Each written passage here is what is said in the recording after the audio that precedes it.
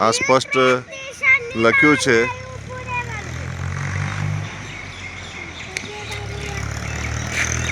આપણે સ્વતંત્રતા પ્રાપ્ત કરવા માટે સખત મહેનત કરી છે, તેને ન્યાયી ઠેરવવા માટે આપણે વધુ પ્રયત્ન કરવો પડશે.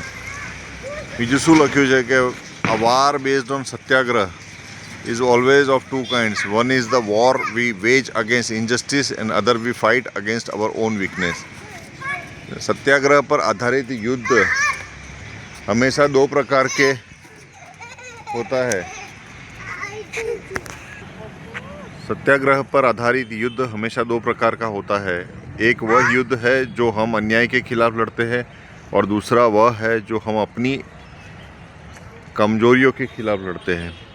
સત્યાગ્રહ પર આધારિત યુદ્ધ હંમેશા બે પ્રકારનું હોય છે. એક એ યુદ્ધ કે જે આપણે અન્યાય સામે લડીએ છીએ અને બીજું એ છે કે જે આપણે આપણી પોતાની નબળાઈ સામે લડીએ છીએ.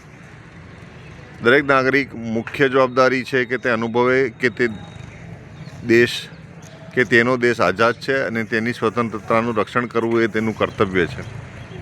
જો સરદાર પટેલને સમર્પિત સ્ટેચ્યુ ઓફ યુનિટી વિશ્વની સૌથી ઊંચી પ્રતિમા તરીકે અનાવરણ કરવામાં આવ્યું છે.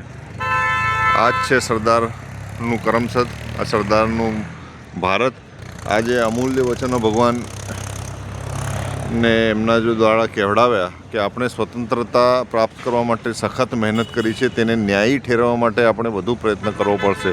એ જ પ્રયત્ન તરફ આમ આદમી પાર્ટી આગળ વધી રહી છે મિત્રો. એટલે આમ આદમી પાર્ટીને પણ સાથ સહકાર આપો. એ આપણી સ્વતંત્રતાને આપણા લોકતંત્રને મજબૂત કરવા માટે મહેનત કરી રહી છે. જય હિન્દ મિત્રો. Thank you.